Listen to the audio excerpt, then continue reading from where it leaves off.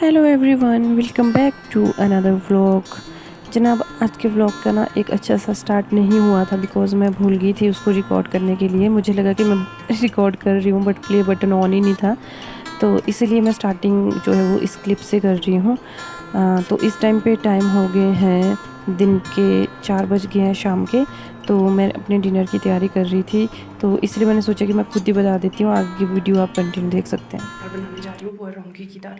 रौंगी की दाल आप लोग जानते ही होंगे शायद, रोंगण बोलते हैं हमारे लैंग्वेज में। तो रौंगी की दाल बनाने जा रही हूँ। चलिए, ये गया ज़ीरा और धनिया, ये प्याज और लहसुन।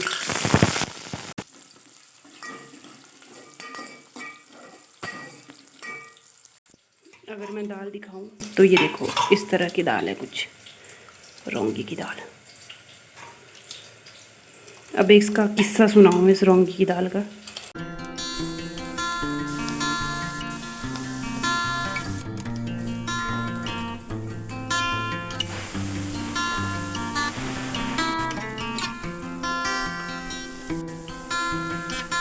तो जो दाल का पानी है वो मैंने इसमें डाल दिया सारा, टमाटर के बीच में। देखो टमाटर गल गए थे, तो उसके बाद मैंने पानी इसमें डाल दिया। अब इनको अच्छे से मैश करेंगे। अब ये सारे दाने मैं इसमें डाल दूँगी पहले। तो ये देखो, सारे दाने और जो दाल का पानी था वो सारा इसमें डाल दिया। अब यहाँ पे आएगा ट्विस्ट, देखना है ट्विस्ट। तो जनाब, ये है लस्सी, सुबह की बनाई है मैंने, बिल्कुल ताज़ा ताज़ा। और ट्विस्ट ये है कि इस दाल में हम डालेंगे लस्सी।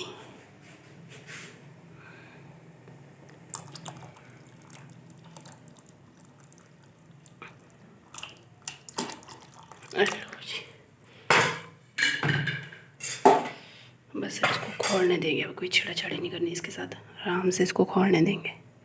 ये ट्विस्ट है। हाँ जी जनाब, तो तड़का लग गया दाल में। इसमें क्या दिखाना, नॉर्मल वही चीज़ है तड़के के लिए, और कुछ नहीं है।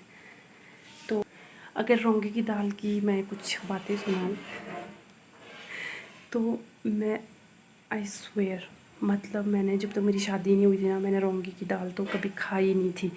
इवन मैंने सुना भी नहीं था। हॉस्टल में, मतलब जब मैं रहने गई थी सोलन में, जब मैं अपने जीएनएम में थी, तो हॉस्टल में रौंगी की दाल बनती थी वहाँ पे। और मैं सोचती थी यार ये रौंगी की दाल क्या होती है। मैंने अपनी लाइफ में हार्डली 3 या 4 दालों के नाम सुने होंगे। राजमा, ब्लैक चने, वाइट चने, और बस मिक्स दाल भी नहीं सुनी थी। माँ की दाल और ये दले चने, ये भी नहीं सुना था। ये 3 दाल, क्योंकि हमारे घर में ये 3 दालें बनती थी बस, इसके अलावा कुछ। तो जब मैं हॉस्टल गई रहने, हर वीरवार को, मुझे याद है, हर वीरवार को रौंगी की दाल बनती थी लंच में। और हमें कॉलेज से छुट्टी होती थी 3 बजे। 3 बजे हम आते थे, 3 बजे के बाद ही हमारा लंच होता था। आई स्वेयर, कसम कर रही हूँ मैं, 3.5 सालों में जिस दिन वीरवार को रौंगी की दाल बनती थी ना, वीरवार को बनती थी या वीर शुक्र ऐसे कुछ बनती थी। एक दिन कड़ी बनती थी वीर को, या शुक्रवार को एक दिन रौंगी बनती थी। इन 2 दिन में से जितने दिन रौंगी की दाल बनती थी ना, मैंने कभी लंच नहीं किया होगा। सीरियसली कभी लंच नहीं किया होगा। इवन मेरे जो जूनियर थे ना, वो तो पहले बोल देते थे, जैसे मैं गेट से एंटर करती थी, दीदी रहने दो, आज तो आपने खाना नहीं होगा, आज तो आपने खाना नहीं होगा। साफ ही बोल देते थे मुझे वो, कि उस दिन तो तू भूखी रहती है। और ये फैक्ट है, मैं भूखी रहती थी उस दिन। ये क्या हुआ? हाय कर दो, हाय बोलो ना, हाय। अच्छा वो सुनाओ तो, एक मोटा हाथी घूमने, बोलो, एक मोटा हाथी घूमने, हाँ, मकड़ी के जाले में जाके वो जाले को देखा, देख के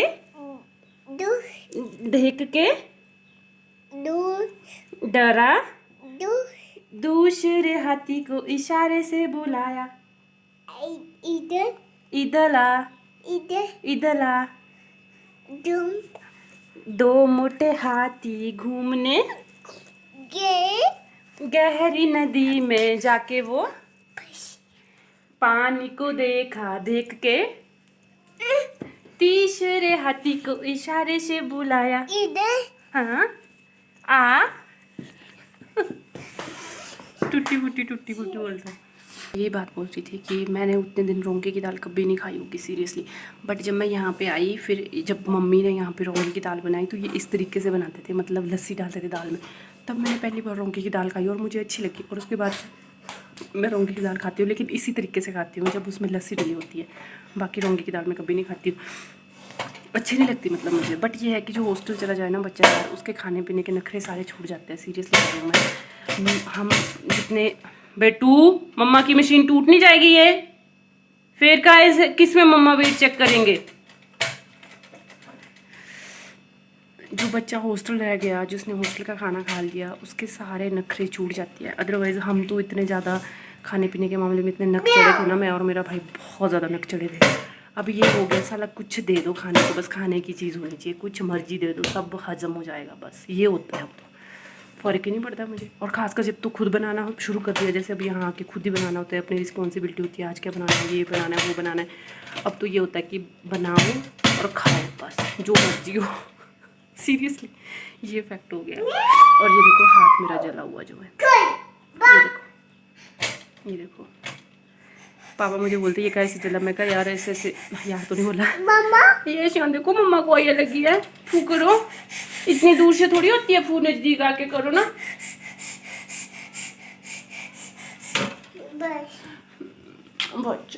बच्चे हो गए। पापा बोलते ये कैसे जला, मैं कहा कुकर रखा था, पोछा मारी थी नूनों ने, पोछा मारी थी शेल पे और गरम गरम कुकर में लगे। पापा बोलते आँखें खुली थी कि बंद।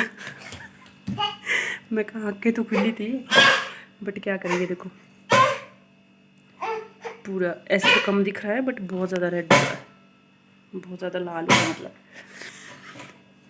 ये है, मैं कह रही थी ना कि अगर ये चोट मतलब किसी लड़की को लगी हो जो अपने घर पे होती है, वो तो छुट्टी ले लेती है हफ्ते भर, पर अगर किसी बहू के लगी हो या जो ससुराल में है, वो चाह के भी छुट्टी नहीं लेते। अगर उसके सास ससुर बोलेंगे तो बेटा छुट्टी ले ले, तेरे बात हाथ में चोट लगी है, या तू जली है, और रोटी कैसे बनाएगी, तड़का कैसे लगाएगी, बर्तन कैसे धोएगी, कपड़े कैसे धोएगी, फिर वो छुट्टी नहीं ले सकती है। यही फ़र्क होता है ससुराल और मायके में।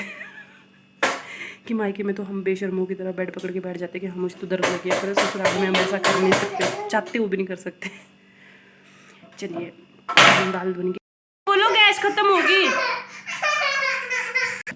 दादू दादू गैस खत्म हो गई, दादू गैस खत्म हो गई। हाँ जी जनाब, यहाँ पे देखो ध्रुवी ने क्या हाल करके रखा है, सारी नमकीन गिरा के रखी है। और ये रहा हमारा कमरा, जिसके कुछ ऐसे हाल हो गए, और लाइट भी चलेगी, फ्लैश लाइट ऑन कर देती हूँ। तो ये देखिए नीचे तरपाल बिछा के रखा है, और दीवारों से सारी मिट्टी जो है वो निकाल दी है, और इसमें कल से अब जो है वो प्लस्तर करना शुरू कर देंगे। ये कैसे फंसाया, ये कैसे फंसाया बेटू, दादी भी पाटे लाए ने वो निकल गया।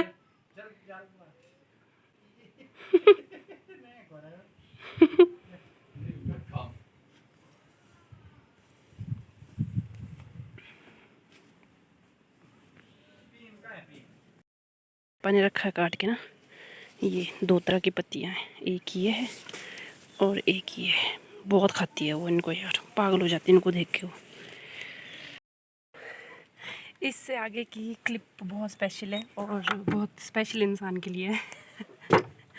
So this one is for you my darling, Nittu के लिए है, सुमन के लिए है, क्योंकि उसने स्पेशल रिक्वेस्ट की थी मुझसे कि जब आप लाली के पास जाओगे तो यहाँ से उसका खेत दिखता है सामने नीचे, मतलब उसके मायके वाला खेत।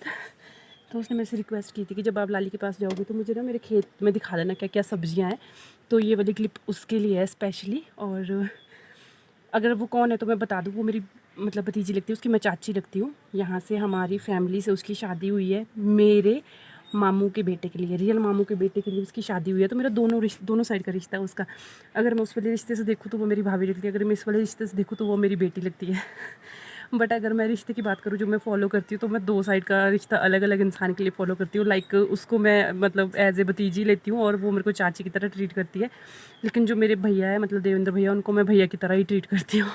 लाइक मैं उनके पैर पड़ती हूँ क्योंकि वो मेरे से बड़े हैं, नीटू मेरे पैर पड़ती क्योंकि मैं रिश्ते में उससे बड़ी हूँ। वैसे वो एज में तो मुझसे बड़ी है, बट रिश्ते में मैं उससे बड़ी हूँ, तो दोनों अलग अलग रिश्ते निभाते हैं हम। वो इस साइड का रिश्ता निभाती है, मैं उसके साथ इस साइड का निभाती हूँ, और भैया के साथ उस साइड का निभाती हूँ अपने मामू के बेटे होने का। तो इस तरह का है। तो उसका खेत बिल्कुल यहाँ सामने पड़ता है। उसने मेरे से कल रिक्वेस्ट की थी कि चाची जब आप जाओगे लाली के पास तो मेरे खेत में दिखा देना कौन कौन सी सब्जियाँ। तो मैं वो दिखाने लगी हूँ और बहुत अच्छा सा नज़ारा है, बिल्कुल हरा हरा भरा है। और 7 बज गए, मैं आई हूँ कौ मिल्किन के लिए, 7:15 हो गया देख लो। तो अभी झाड़ू मार के सारी जगह फ्री हुई हूँ। शूज़ वाला रैक थोड़ा गंदा पड़ा था तो उसको साफ़ किया, प्रॉपर सारे शूज़ ऑर्गेनाइज़ करके रखे।